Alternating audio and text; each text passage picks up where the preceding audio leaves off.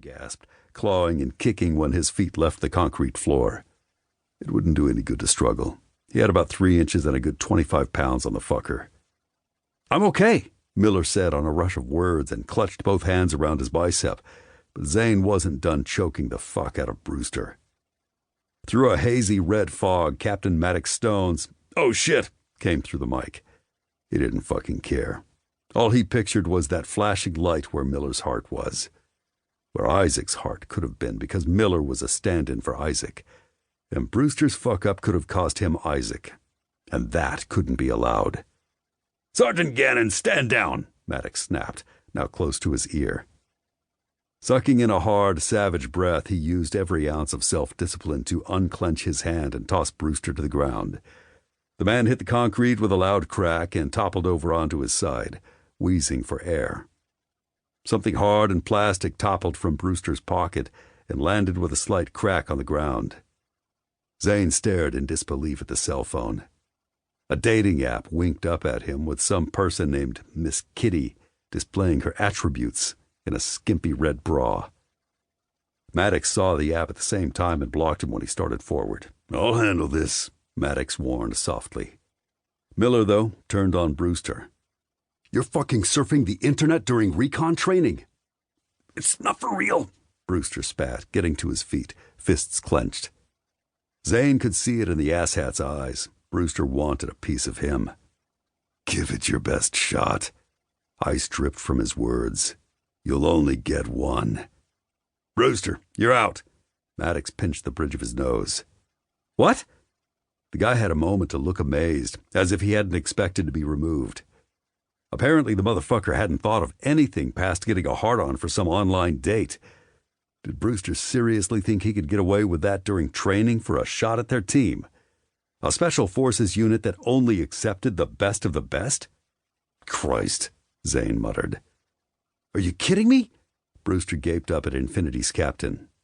"Do I look like I'm kidding?" Maddox's tone changed, dropping low and lethal.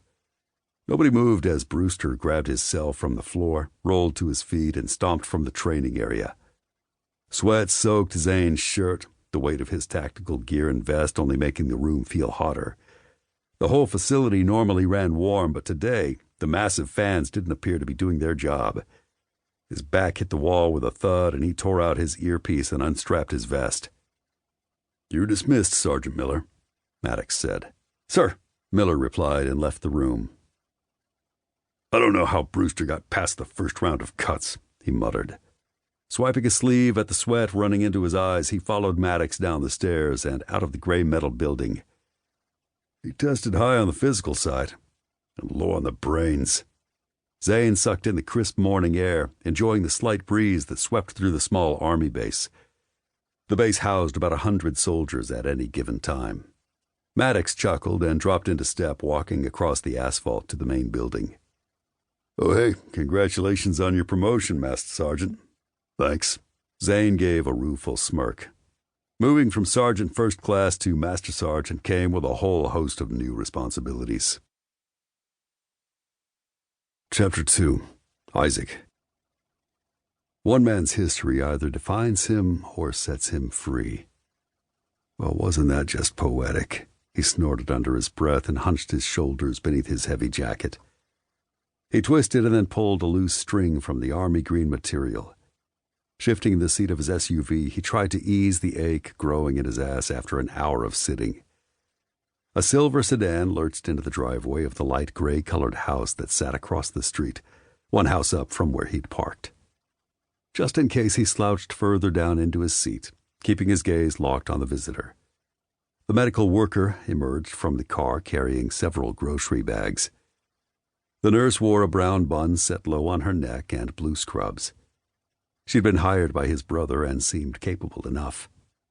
The front door opened and an older woman emerged. She carefully shuffled her way to the top of the steps with one hand clutching the railing.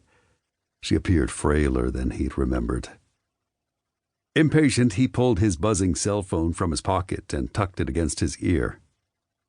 "Thorne," he said, keeping his eyes on the older woman. The pale pink house dress fluttered in the slight wind before settling at her knees, and matching slippers covered her feet.